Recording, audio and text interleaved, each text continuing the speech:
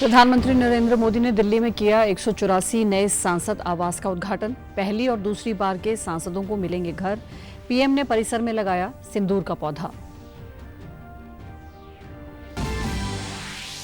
भारत ने पाकिस्तानी सेना अध्यक्ष के अमेरिका दौरे के दौरान दिए गए परमाणु संबंधी बयानों पर दी कड़ी प्रतिक्रिया। कहा, भारत किसी भी प्रकार की परमाणु ब्लैकमेलिंग के आगे नहीं झुकेगा।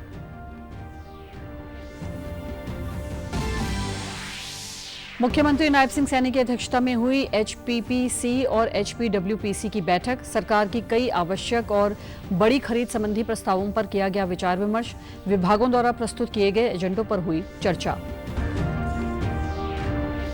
और प्रजापति समुदाय के परिवारों को मिलेंगे पात्रता प्रमाण पत्र। 13 अगस्त को कुरुक्षेत्र में आयोजित होगा राज्य स्तरीय कार्यक्रम। मुख्यमंत्री नायब सिंह सैनी करेंगे शिरकत।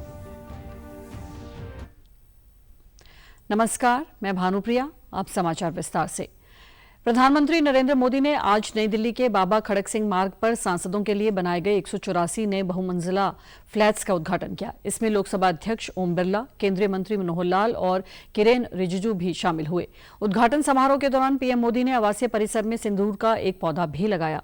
इसके साथ ही वे वहां काम करने वाले श्रमिकों से भी मिले और उनके योगदान की सराहना की।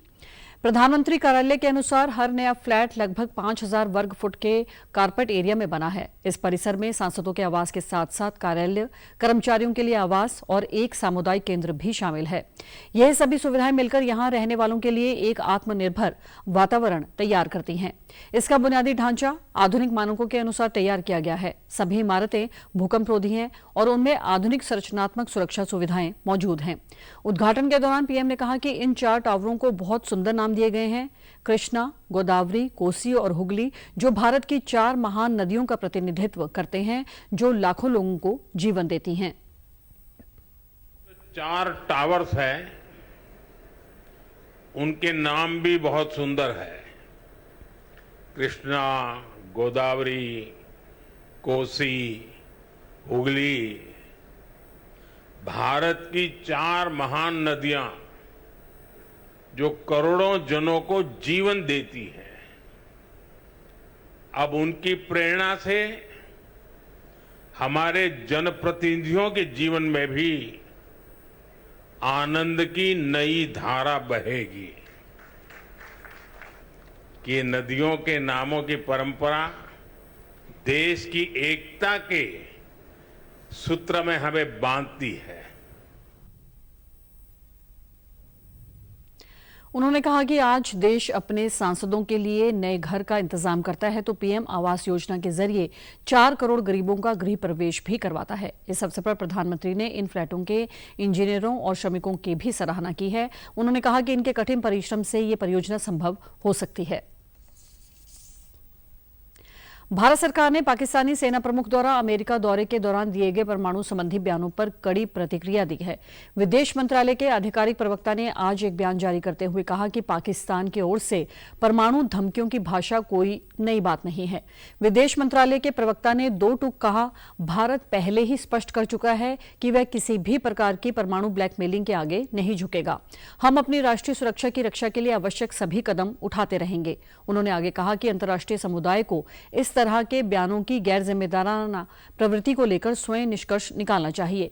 इस तरह की टिप्पणियां एक बार फिर इस बात पर संदेह को मजबूत करती हैं कि एक ऐसा देश जहां सेना का आतंकवादी समूहों के साथ गठजोड़ है, वहां परमाणु हथियारों पर नियंत्रण और निर्णय प्रणाली कितनी असुरक्षित हो सकती है। भारत ने यह भी कहा कि इस तरह के भड़काऊ बयान किसी मित्र देश की सरजमी से दिए जाना भी अत्यंत खेदजनक है। वहीं पाकिस्तान पर प्रतिक्रिया देते हुए रक्षा विशेषज्ञ जीडी बख्शी ने कहा कि ऑपरेशन सिंदूर से जो मार पड़ी है उसको छुपा के असीम मुनीर नाटक कर रहा है और पाकिस्तान के मिसाइल भारत में नहीं आ सकते।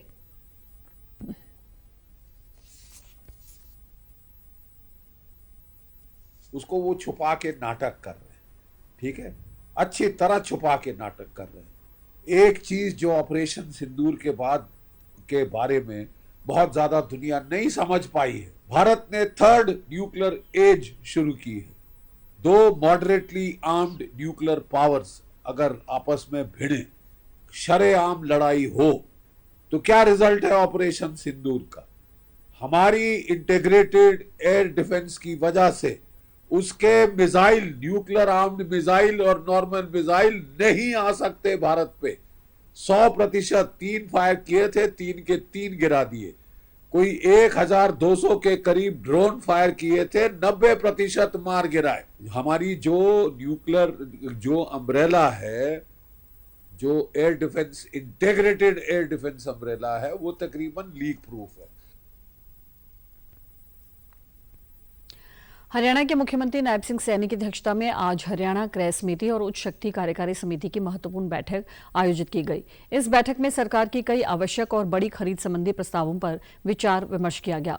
सूत्रों के अनुसार बैठक में विभिन्न विभागों द्वारा प्रस्तुत किए गए उपकरण, निर्माण सामग्री, सेवाएं और तकनीकी समाधान से जुड़े एजेंडों पर चर्चा हुई।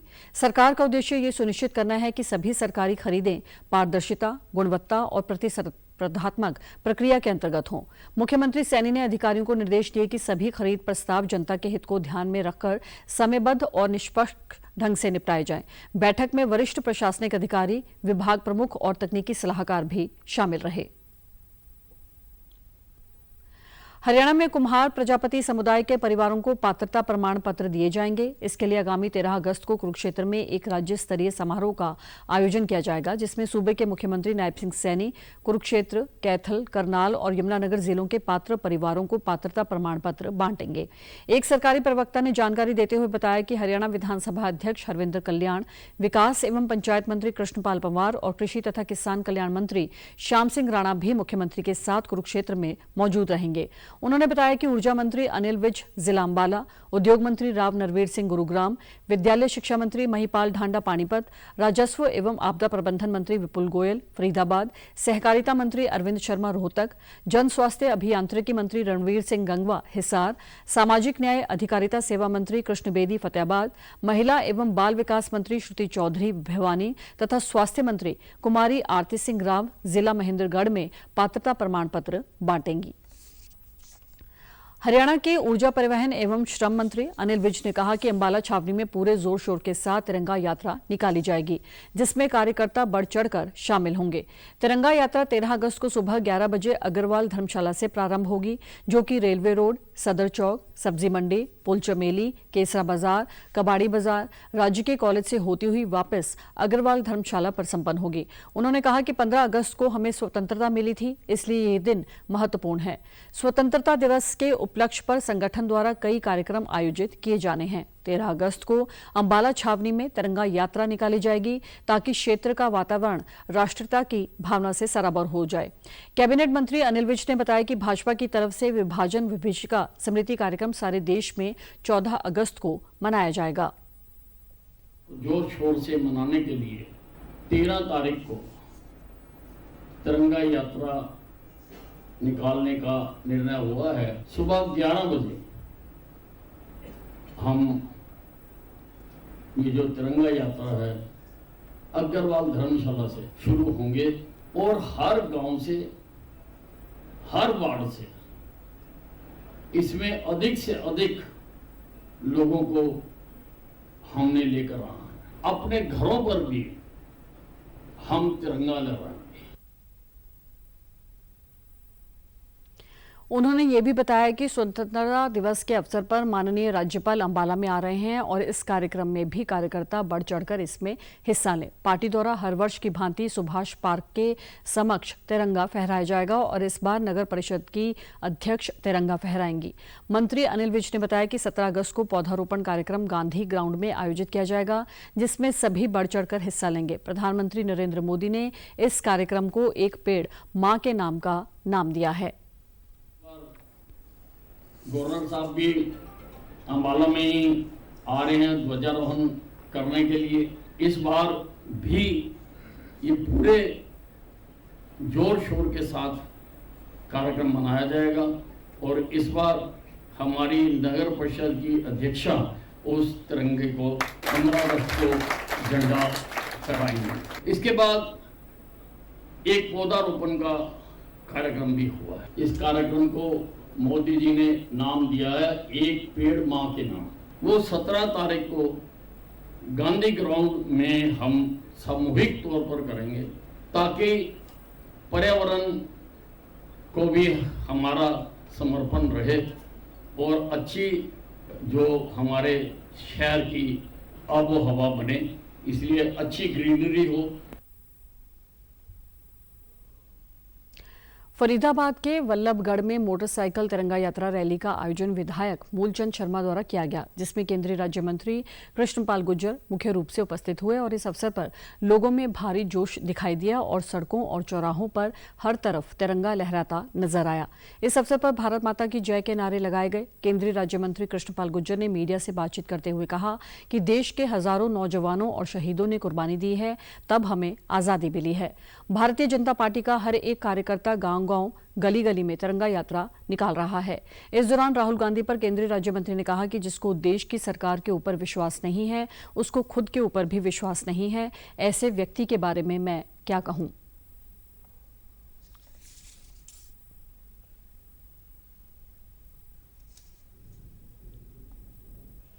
ये तिरंगा हिंदुस्तान की आन बान शान का प्रतीक है। इस तिरंगे के लिए देश के हजारों लोगों ने कुर्बानी दी है, तब ये देश की आजादी महफूज है, सुरक्षित है। देशभक्ति का जज्बा और बढ़ गया है। तो ये तिरंगा यात्रा देशभक्ति के जज्बे का सबूत है। तिरंगा देश की आन बान शान का प्रतीक है। इस तिरंगा यात्रा में कोई भी ये किसी धर्म, जाति या संप्रदाय के लिए नहीं, ये देश की एकता, अखंडता, मजबूती के लिए है। इसलिए कोई भी तिरंगे के नीचे आ सकता है और तिरंगा यात्रा में शामिल हो सकता है। तिरंगा यात्रा के आयोजन पर पूर्व कैबिनेट मंत्री एवं वल्लभगढ़ विधायक मूलचंद शर्मा ने कहा कि आज तिरंगा यात्राओं को लेकर देश के लोगों में जोश और जुनून है। हम सभी को तिरंगा यात्राओं में बढ़ चढ़ कर भाग लेना चाहिए, क्योंकि तिरंगा देश की शान है।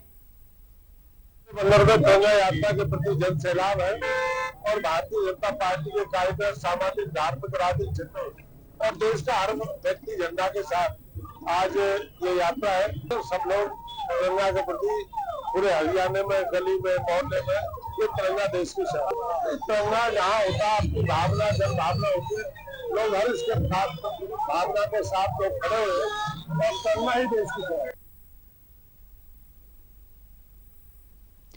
आजादी के पर्व का जश्न धूमधाम और शहीदों को याद कर मनाने के लिए देश भर में तिरंगा यात्रा और हर घर तिरंगा अभियान शुरू किया गया है, जिसके तहत अलग अलग क्षेत्रों में भव्य तिरंगा यात्राएं आयोजित की जा रही हैं। इस कड़ी में आज अंबाला शहर में पूर्व राज्य मंत्री असीम गोयल ने भी अंबाला शहर में बने शहीद भगत सिंह, राजगुरु, सुखदेव चौक पर स्वच्छता अभियान चलाया, जिसके अंतर्गत पूर्व राज्य मंत्री असीम गोयल ने नगर निगम के deputy mayor, senior deputy mayor प्रतिनिधि व भाजपा पार्षदों ने शहीदों की प्रतिमाओं की साफ सफाई कर शहीदों को नमन किया। पूर्व मंत्री असीम गोयल ने बताया कि राजनीतिक दल होने के साथ साथ भाजपा तिरंगे को हर घर की शान बनाने के लिए सामाजिक आंदोलन शुरू किए हुए हैं। इसी अभियान के तहत आजादी के वीरों के स्मारकों पर भी नमन किया जा रहा है। आज यहां सफाई अभियान चलाया गया है।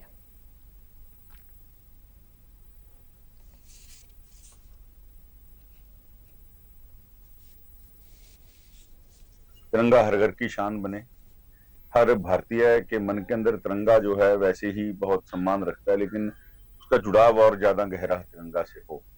और उसी के अंदर हमें ये टास्क भी था कि जो हमारे युद्ध स्मारक हैं, राष्ट्रीय स्मारक हैं, या हमारे महान स्वतंत्रता सेनानी हैं, जिनके स्वतंत्रता वीर हैं, जिनकी वजह से हमें आजादी मिली है, तो आज हम शहीद भगत सिंह जी, राजगुरु जी, सुखदेव जी की प्रतिमाओं पे आए। अभी हमने आज यहाँ पर स्वच्छता अभियान चलाया है और शाम को हमारी तिरंगा यात्रा का समापन इसी चौक पर है। तो शाम को सजावट के साथ भी हम यहाँ भारत माता के नारे को बुलंद करेंगे और जो हमारे प्रेरणा स्रोत हैं, इससे आने वाली हमारी पीढ़ियां लगातार प्रेरणा लेते रहें और भारत जो है, माँ भारती जो है, उसका परम वैभव हमेशा परम वैभव पर रहे। भारत पुनः सोने की चिड़िया बने, यही प्रेरणा आज के युवाओं को देने के लिए। भाजपा की मंडल स्तरीय तिरंगा यात्रा के तहत रविवार को माता मनसा देवी मंडल, चंडी मंडल तथा पंचकुला विधानसभा द्वारा भव्य तिरंगा यात्रा निकाली गई।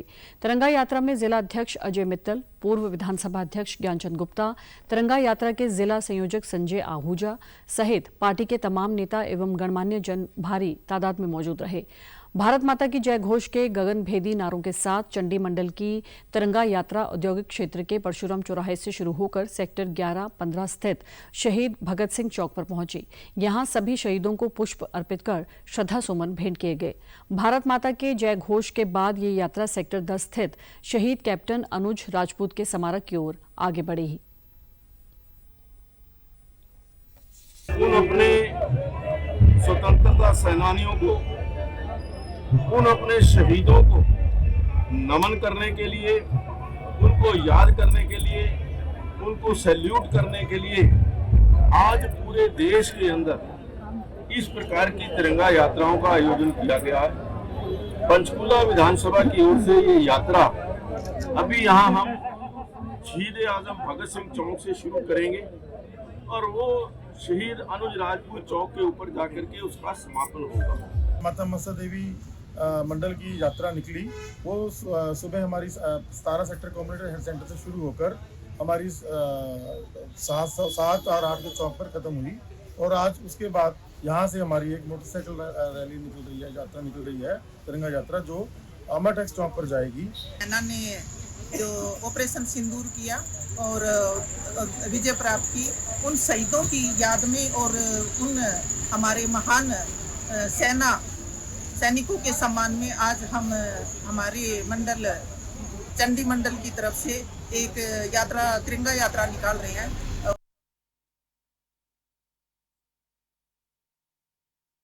देश के नागरिकों को राष्ट्रीय एकता में पिरोने व शहीदों, स्वतंत्रता सेनानियों व देश के महान विभूतियों के प्रति सम्मान प्रकट करने के उद्देश्य से देश भर में तिरंगा यात्राओं का आयोजन करवाया जा रहा है।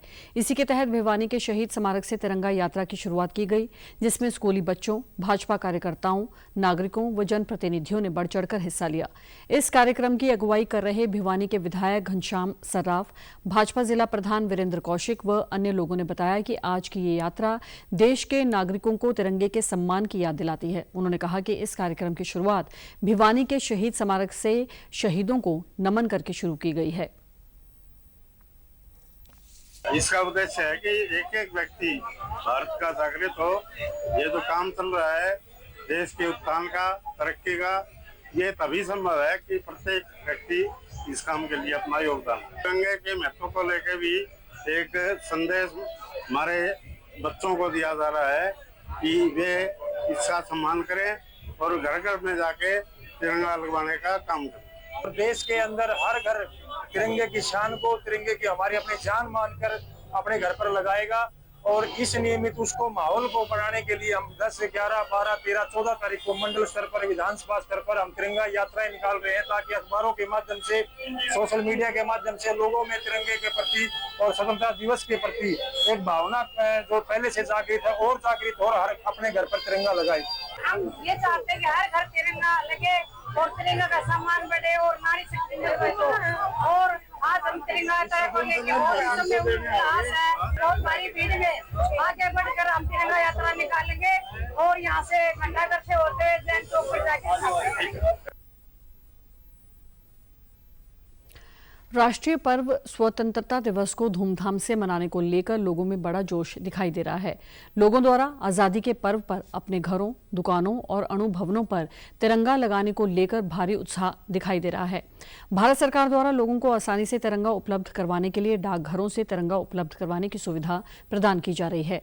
डाक विभाग के किसी भी डाकघर के काउंटर से लोग आसानी से तिरंगा झंडा खरीद सकते हैं। भारतीय डाक विभाग ने हर घर तिरंगा अभियान के तहत डाकघरों के काउंटरों से मात्र 25 रुपए में तिरंगा बेचा जा रहा है और कोई व्यक्ति ऑनलाइन ऑर्डर करके भी घर बैठे तिरंगा मंगवा सकता है। कैथल के मुख्य डाकघर में सुबह से शाम तिरंगा खरीदने वालों की भारी भीड़ देखी जा सकती है। हर पोस्ट ऑफिस में इस बार भी विभाग द्वारा तिरंगे उपलब्ध करवाए गए हैं, जिसकी कीमत 25 रुपए है। लोगों में बड़ा रुझान है। हर घर तिरंगा के तहत लोग अपने घरों पे अभी से तिरंगा लगा रहे हैं, जबकि अभी 4 दिन बाकी है हमारे स्वतंत्रता दिवस के लिए।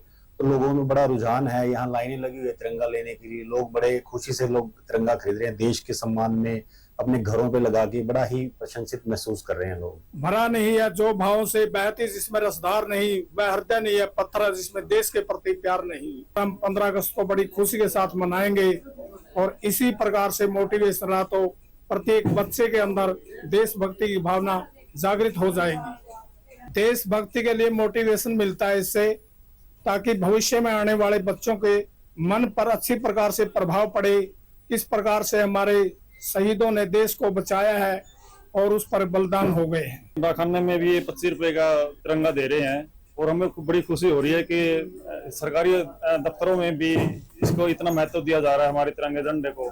और जब भी झंडे देखते हैं ना तो हमारे सारे एकता महसूस होती है कि हम एक देश के वासी हैं। बहुत खुशी की बात है, लोगों में बड़ा उत्साह है। लोग तिरंगा झंडा डाकखानों में मिल रहा है और 25 रुपए में लोग अपनी दुकानों पे, मकानों पे और अपने प्रतिष्ठानों पे लगा रहे हैं और लोगों में भारतीय होने का बड़ा गर्व है। फतेहाबाद के जांडली कला गांव में लंबे समय से पीने योग्य पानी और खेतों में सिंचाई के पानी की किल्लत है। ट्यूबवेल का पानी पीने लायक नहीं है। इसी मुद्दे पर सांसद सुभाष बराला ने ग्रामीणों से मुलाकात की और विभाग से बातचीत कर त्वरित समाधान का भरोसा दिया। बराला ने कहा कि हर घर नल से जल योजना के जरिए स्वच्छ और पर्याप्त पानी घर घर पहुंचेगा। इस मौके पर गांव कुल्ला के ग्रामीणों ने भी मनरेगा व अन्य छोटी मोटी समस्याओं पर ज्ञापन सौंपा, जिनके निपटारे के लिए सांसद ने तुरंत अधिकारियों को निर्देश दिए।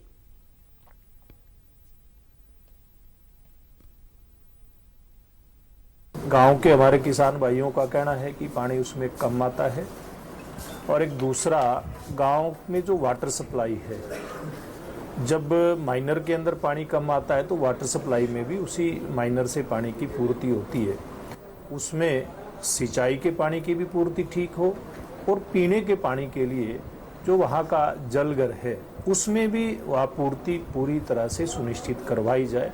अधिकारियों ने विश्वास दिलाया है कि हम बहुत जल्दी इसके ऊपर काम करके और सिंचाई का पानी भी पर्याप्त मात्रा में देंगे और पीने का पानी भी जलघर के माध्यम से पर्याप्त मात्रा में देंगे। कुला गांव के मनरेगा के मजदूर, खास करके माताएं, बहनें, महिलाएं अभी आई थी। मनरेगा के मजदूरों की समस्या, किसी की छोटी मोटी समस्या आ जाती है, कभी ठीक से पेमेंट समय पे नहीं मिलती, कभी काम प्रॉपर उनको जितना मिलना चाहिए नहीं मिलता। ऐसी जो समस्याएं हैं निश्चित रूप से उनको उनके अधिकारियों को इनके सामने फ़ोन करके ये कहा गया है कि जितनी भी इस प्रकार की समस्याएं हैं मनरेगा मजदूरों की, उसका समाधान तुरंत प्रभाव से किया जाए। जांडली कला के सरपंच सुनील कुमार ने कहा कि हमारे यहाँ पीने के पानी की समस्या है। ट्यूबवेल का पानी पीने लायक नहीं है। इसका TDS बहुत ज़्यादा है जो सेहत के लिए सही नहीं है तथा खेतों की सिंचाई के लिए भी पर्याप्त पानी उपलब्ध नहीं है। सांसद से मुलाकात के बाद हमें भरोसा है कि इस पर समस्या जरूर दूर होगी। वहीं ग्रामीण संदीप बेनीवाल ने बताया कि मनरेगा से भी जुड़ी और गाँव की अन्य समस्याओं पर भी सांसद ने तुरंत अधिकारियों से बात की है, जिससे हमें यकीन है कि अब काम तेजी से होगा।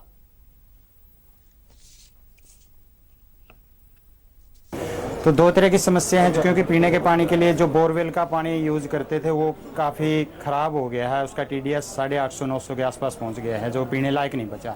मुख्य समस्या ये। दूसरी समस्या खेतों में, क्योंकि हमारे खेतों में ट्यूबवेल की समस्याएं हैं, नीचे के पानी कामयाब नहीं है, नहर के पानी के सहारे ही पैदा होती है। तो वो अब 2 हफ्ते बंद होकर एक चलता था। तो अब हम सुभाष बराला जी से मिले हैं, हमने ये हमारी समस्याएँ रखी है और उन्होंने आश्वासन दिया कि आपका पानी भी 2 सप्ताह चलेगा। और जो पानी की पीने की समस्या है वो मुख्य ब्रांच से, फतेहाबाद ब्रांच से नहर से एक मोगा लगवा के उसका एस्टिमेट वगैरह बना हुआ है, तो वो आपको पानी की पीने की समस्या का समाधान भी करेंगे। जांडली गांव से है। आज हम सुभाष बराला जी से मिले हैं, जो कि हमारे गांव में पीने का पानी काफ़ी ख़राब हो चुका है, जिसका TDS 800 से 900 के बीच में है। तो ये पीने के लायक नहीं बचा है, इससे बीमारियों का खतरा काफ़ी ज़्यादा बढ़ सकता है। सिंचाई के लिए भी जैसे हमारा जो पानी के ट्यूबवेल थे वो काफ़ी नीचे चले गए हैं, तो अब हमारा सिर्फ ये नहरी पानी आता है, इस पर डिपेंड है। और हम उसके मुद्दे पर भी बात की कि हमारे खेतों में जो नहर की पाइपलाइन दबाई जाए ताकि हमें सिंचाई के लिए भी पानी का प्रबंध हो सके। श्री विश्वकर्मा कौशल विश्वविद्यालय में बुधवार को 1 दिवसीय आनंदशाला का आयोजन किया जाएगा। भारतीय शिक्षण मंडल और श्री विश्वकर्मा कौशल विश्वविद्यालय के संयुक्त तत्वाधान में आयोजित होने वाली इस आनंदशाला में विभिन्न विश्वविद्यालयों के 20 कुलपति हिस्सा लेंगे और देश के कई बड़े शिक्षा शास्त्री इसका हिस्सा होंगे। आनंदशाला का उद्घाटन युवा सशक्तिकरण एवं उद्यमिता मंत्री गौरव गौतम मुख्य अतिथि के रूप में करेंगे, जबकि समापन पर शिक्षा मंत्री महिपाल ढांडा मुख्य अतिथि होंगे। कुलगुरु प्रोफेसर दिनेश कुमार ने बताया कि NETF के chairman professor Anil D Sahasrabuddhe और भारत सरकार के कैपेसिटी बिल्डिंग के सदस्य डॉक्टर आर बालासुब्रमण्यम विशिष्ट अतिथि रहेंगे। भारतीय शिक्षण मंडल के national organising secretary B R Shankaranand मुख्य वक्ता होंगे। आयोजित होने वाले इस कार्यक्रम में श्री विश्वकर्मा कौशल विश्वविद्यालय के संस्थापक कुलपति व मुख्यमंत्री के विशेष कर्तव्य अधिकारी डॉक्टर राज नेहरू और भारतीय ज्ञान संपदा के प्रमुख प्रोफेसर राजेंद्र अनायत विशेष वक्ता के रूप में अपना उद्बोधन रखेंगे। उसके ऊपर यहाँ मनन हो, बहुत सारे लोग इसमें आएंगे। जैसे मैंने बताया कि लगभग 20 यूनिवर्सिटी के वाइस चांसलर और इस आनंदशाला का जो उद्घाटन सत्र में हमारे मंत्री जी जो हैं, हमारे स्किल मिनिस्टर श्री गौरव गौतम जी, वो रहने वाले हैं। और हमारे जो एजुकेशन मिनिस्टर हैं श्री महिपाल ढांडा जी, वो भी हमारे इस कॉन्फ्रेंस में आनंदशाला में बीच में आएंगे। अलग अलग इंस्टीट्यूट से देश के वो भी यहाँ रहने वाले हैं। और जो ये आनंदशाला का हम ऑर्गेनाइज कर रहे हैं, वर्कशॉप का ऑर्गेनाइजेशन कर रहे हैं इस यूनिवर्सिटी में, ये बेसिकली भारतीय शिक्षण मंडल एक आयाम है हमारे संगठन का, जो शिक्षा के माध्यम से काम करता है देश में। तो भारतीय शिक्षण मंडल इसमें एक बहुत इंपॉर्टेंट हमारा पार्टनर है। कौशल विकास और उद्यमिता मंत्रालय, भारत सरकार एवं कौशल विकास एवं औद्योगिक प्रशिक्षण विभाग, हरियाणा के निर्देशानुसार प्रधानमंत्री राष्ट्रीय शिक्षुता एवं रोजगार मेला का आयोजन राजकीय औद्योगिक प्रशिक्षण संस्थान NH4 NIT फरीदाबाद में आयोजित किया गया, जिसमें बड़े जोश के साथ सैकड़ों युवाओं की भीड़ उमड़ी और विभिन्न कंपनियों में इंटरव्यू दिया। राज्य के औद्योगिक प्रशिक्षण संस्थान के प्रिंसिपल भगत सिंह ने बताया कि आज हमने इस रोजगार मेले में अपने संस्थान के पास आउट हुए सब बच्चों को बुलाया है और दिल्ली NCR की 50 कंपनियां यहां मौजूद हैं। हमारी कोशिश रहेगी कि हम सभी को ज्यादा से ज्यादा प्लेसमेंट दिलवा सकें। पास आउट अभी जिनके पेपर हुए हैं उनको हमने छात्रों को सबको बुलाया है और हमारे पास जो फ्रेश बच्चे हैं, फ्रेश हैं, उनको सबको यहाँ बुलाया है। और हमने बहुत जो फरीदाबाद इंडस्ट्रियल एसोसिएशन है या गुड़गांव से हैं या लोकल हमारे पृथ्वी से इंडस्ट्री है, वो काफी संख्या में 50 के करीबन यहाँ पहुंच चुकी हैं। तो मोस्टली आज सबकी जितना छात्र यहाँ आया है सबको हम प्लेसमेंट या अप्रेंटिसशिप दिलाने की कोशिश करेंगे। अभी हमारे पास जो रजिस्ट्रेशन है वो 350 के करीबन हुआ है और बच्चे आ रहे हैं और 1000 बच्चों का हम टारगेट आज लेके चल रहे हैं। ये बच्चे जो हमारे पास हैं, जो इलेक्ट्रिशियन है, फिटर है, कुछ डिप्लोमा इन्होंने मांगे हुए हैं, कुछ बच्चे डिप्लोमा के भी आए हैं और मोस्टली ITI पास हैं। हर ट्रेड से बच्चे कोपा से भी लेने आए हैं, तो अलग अलग तरीका से ट्रेड हमारे लेने आए हैं। हमारे विभाग का हमेशा से प्रयास रहा है कि अधिक से अधिक बच्चों को अप्रेंटिस और रोजगार मिले। उसी कड़ी में आज भगत सिंह जी की अगुवाई में, हमारे विभाग के अधिकारियों की अगुवाई में आज ये प्रोग्राम किया गया है। और जिस तरह से आप देख रहे हैं, काफी अच्छी संख्या में बड़े उत्साह के साथ बच्चे भी और इंडस्ट्रीज भी आप इसमें भाग ले रहे हैं और हमें उम्मीद है कि अधिक से अधिक बच्चों को इसमें अप्रेंटिस और रोजगार मिलेगा। इस अवसर पर हरियाणा सरकार के स्किल डेवलपमेंट और इंडस्ट्री डिपार्टमेंट के अतिरिक्त निदेशक राजकुमार ने बताया कि आज वे इस रोजगार मेले में पहुंचे हैं और यहां युवाओं की भारी भीड़ देखकर चकित हैं। उन्होंने कहा कि मैं यहां आने वाली तमाम कंपनियों से कहा है कि वे सिलेक्ट किए गए बच्चों को तमाम सुविधाओं के साथ अच्छा मानदेय दें ताकि ये बच्चे आगे बढ़ सकें। इस रोजगार मेले में काफी यूथ की जो है ना भीड़ जुटी हुई है और मैंने जैसे जैसे पूरी इसमें विजिट किया है, जितनी भी इंडस्ट्री आई हुई है, उनको सभी से एक ही आस्क है कि आप जिन भी बच्चों को जिस भी ट्रेड में सेलेक्ट करके लेके जाएं, उनको कृपया मतलब अच्छी फैसिलिटी दें, उनको अच्छा मानदेय दें ताकि वो बच्चे टिक सकें और ज़्यादा से ज़्यादा आपकी जो रिक्वायरमेंट है वो पूरी हो सके। ट्रेड की रिक्वायरमेंट है हमारे यहाँ, टर्नर, मशीनिस्ट, ड्राफ्ट्समैन। हमारे को 20 से 25 आदमी टर्नर चाहिए, मशीनिस्ट चाहिए 20 आदमी। इस रोजगार मेले में पहुंचे नौजवानों में भारी उत्साह देखा गया और उन्होंने बड़े ही जोश के साथ अपने इंटरव्यू एक नहीं कई कंपनियों में दिए। उन्होंने कहा कि इस तरह के रोजगार मेलों से बेरोजगारी दूर होगी, इसलिए ऐसे मेले इसी तरह लगाते रहने चाहिए। मैं कोऑपरेटिव से हूँ। मैं उम्मीद तो ये है कि हाँ ज़्यादातर हो जाए, मेरी वैकेंसी इंटर्नशिप के लिए हो जाए। अच्छे से हुआ इंटरव्यू, सर ने भी काफ़ी अच्छे से समझाया कि कहाँ पे ये वैकेंसी है और आपको आने जाने में तो दिक्कत नहीं है और अगर होगा तो सर कॉल कर लेंगे। जॉब फेयर के लिए मुझे लगता है मेरा सिलेक्शन हो जाएगा यहाँ पे आकर बहुत कुछ फायदा होता है आने का। सर मेरा कंपनी 4 कंपनियों में मेरा इंटरव्यू है सर, चारों में मेरा सिलेक्शन होने की उम्मीद है। No problem sir.